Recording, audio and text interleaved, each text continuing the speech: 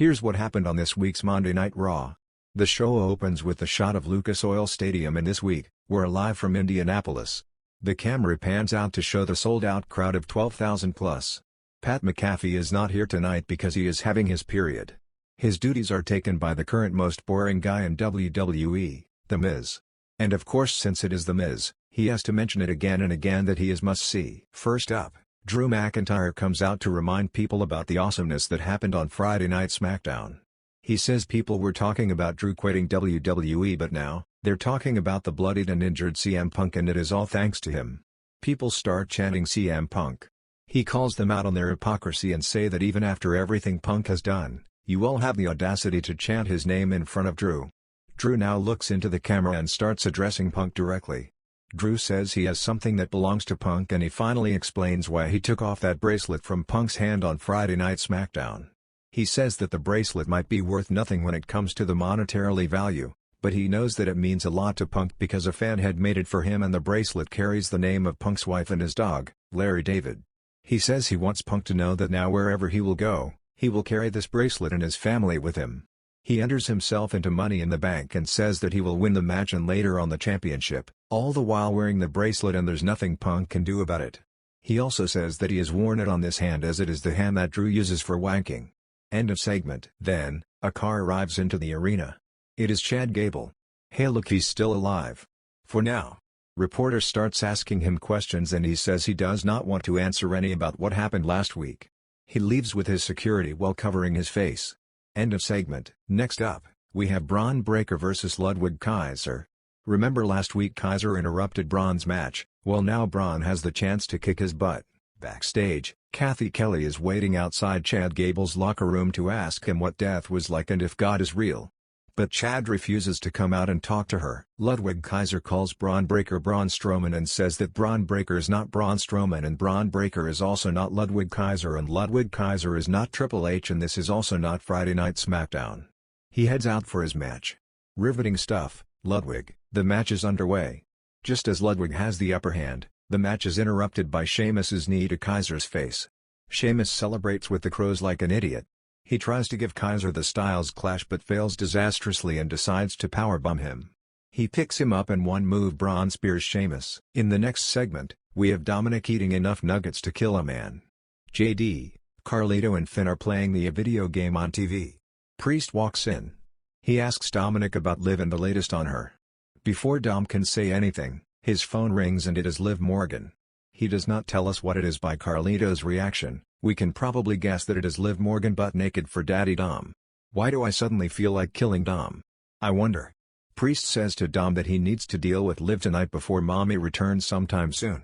Dom leaves and Priest says to the Judgment Day that they should be taking care of Braun Strowman and not playing games like a couple kids. Finn seconds what Priest said and now they are going to target Braun. End of segment. Backstage, Braun meets with Adam Pearce and he says he is sick and tired of people calling him Braun Strowman instead of Bron Breakker. Oh, and also he is sick and tired of people interrupting his matches. He says he wants a shot at the Intercontinental Championship. Before Pearce can say anything, Sami Zayn appears. He was lurking over there somewhere and waiting for his cue and he heard everything. Shocking. He says to Braun, you have your shot, as Sami is not afraid of anyone, not Thanos, not the spirit from The Conjuring, and certainly not Bron Breakker. Pearce says it is official and at Money in the Bank, it is Sami Zayn vs Bron Breakker for the IC Championship. Sami looks at Braun like a disappointing mother. End of segment. Next up, we have a triple threat qualifying match between these three. Becky Lynch from Wish.com wins by pinning Kairi Sane. She joins Io Sky and Chelsea Green. Backstage, Adam Pearce says to Drew Wetter, who gave him the right to enter himself in Money in the Bank match. Adam says he also has to go through the qualifying match and he will get the chances to do so next week. And now, Daddy's girl Liv Morgan is here. She walks through the backstage and makes her entrance. Miz celebrates with some dude named Tyrese that WrestleMania is heading to Indianapolis. His shirt says Tyrese 317. It means the dude has 3 wives and 17 kids. Fun fact, not one of the kids come from these 3 wives. Life is funny, isn't it? Liv Morgan says that she hopes Dom likes the gifts she sent and also the special text in which she were wearing her birthday suit. She says that she knows that Rhea did not give him any gift. And that she wants Dom to come out here so she can give him another gift in front of everybody. In other words, she wants to suck on Dom's flea-infested mustache. But instead of Demink, Zelina Vega the CB comes out. Comment down below what the CB stands for. Zelina says that Liv is too distracted by Dom's D, but Zelina wants the title and Liv should focus on holding onto her title. Liv says that she is just having fun and that this title means everything to her and she does not plan to lose it to someone like Zelina Vega. Liv says to Zelina that she should get out of here because she does not concern her and because she is in fact looking for the D. Zelina says she wants the title match not next week but tonight. Dom's music hits and Liv's mouth instinctively opens up. Damn Dom, you lucky bastard. Dom has come outside to support Zelina Vega and he says that he would rather see anyone hold a title except Liv Morgan.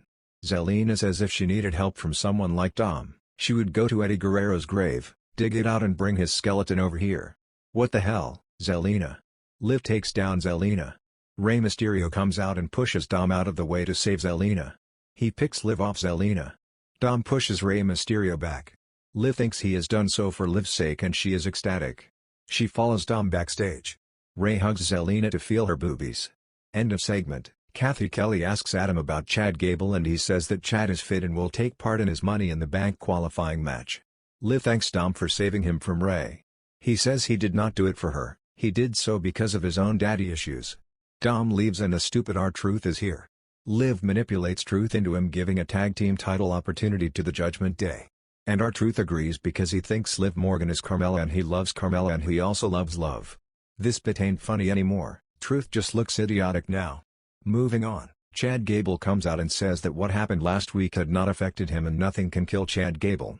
He is now aiming for Money in the Bank. The qualifying match gets underway between these three. Braun Strowman is attacked by the Judgment Day. Chad Gable moonsaults Bronson and he has won the match and qualified for Money in the Bank. Suddenly, lights go out and White Six are here. The smoke fills up the ring and Chad is standing at the center of it. That character from last week is here. She slithers into the ring and Chad Gable almost faints. He manages to get out of the ring and leave. She carries a box and gives it to Michael Cole. She then leaves the arena through the crowd. Michael Cole opens the box and would you believe it, it is Morgan Freeman's head. No, I'm just joking. It is a VHS tape with "Play Me" written on it. End of segment. Backstage, Chad Gable finds Alpha Academy and he admits that he has made some mistakes in the past and he has come here to apologize to them. He needs their help. Maxine still looks fine as hell. Otis hears him out but he says that anyone who hurts Maxine and Tozawa cannot be forgiven and that they will not help him. Maxine says to Chad that Otis was the one that was hurt the most by Gable's actions. She leaves and the Creed brothers appear with Ivy Niles. They ask Chad if he is okay and he says of course he is not okay and that he needs help. End of segment. These two random women are here and they face these two random women. Hey, they have to fill out the 3 hours some way. Perfect time for a bathroom break though. Tag champs retain and then everyone is attacked by Damage Control. They stand tall at the end. And that is the end of this segment. Priest is going the Judgment Day locker room but as he opens the door, Liv is coming out. She leaves and Priest enters to find Finn inside. Finn asks Priest what he is doing here and he says that he came to get his title. He asks what Liv was doing here and Finn tell him that she has gotten Dom against Rey next week and that Liv has also got JD and Finn a tag team title match in tonight's main event. Priest is conflicted when he hears this. He says he is going to go out to address Rollins and that good luck for their match tonight. Next up, The Miz asks Black John Cena why he did what he did. He says something stupid in reply. End of segment. Kill me already. Priest makes his entrance.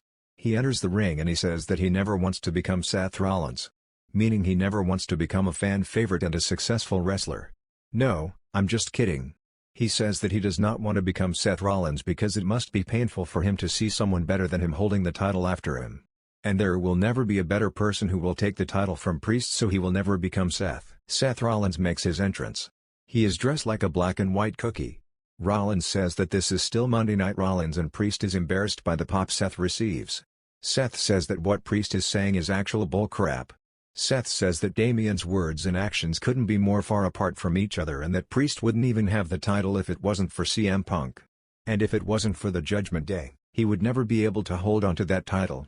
Priest starts to answer but is bombarded by the loudest "You suck" chants. He shuts the crowd by saying that he is still the champ. Priest says to Seth that he talks a lot for a guy who does not even have a title. Seth says that he did not come out of here to get into this jousting. He has come here to one-up Damian.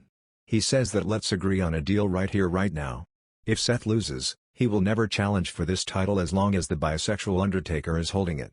But if Seth wins, Damian has to quit the Judgment Day. Damian thinks about it and says that the Judgment Day needs Damian more than he needs them. He accepts the challenge. Music hits. It is the King of the Ring, Gunther. He comes into the ring and he says that he respects them both and that he is looking forward to their match. But he also says that whoever wins, better get ready for Gunther at SummerSlam. He leaves. End of segment. Good stuff. Next up is this match, but before it starts, we are shown what is on the VHS tape. And it is Bo Dallas, and he is talking to Uncle Howdy. Bo says that all he wanted was to work with Bray, but they would not let him. So what is he supposed to do now? Let Bray's legacy die and fade away? He said that he is not going to let anybody forget about what Bray fought for, stood for and believed in. The tape ends at this shot. Riveting stuff, folks. End of segment. The match is underway. Kofi is distracted by the backstage pummeling of Xavier Woods by the Authors of Pain. Kofi loses the match. Karrion stands over Kofi to fart on him. It's time for the main event. It gets underway, and during the match, Liv Morgan appears ringside. Finn is conflicted, but Liv is sure on what she needs to do here. The Judgment Day comes to help JD and Finn. The Miz has JD beat, but Carlito grabs his foot and forces a rope break before the 3 count.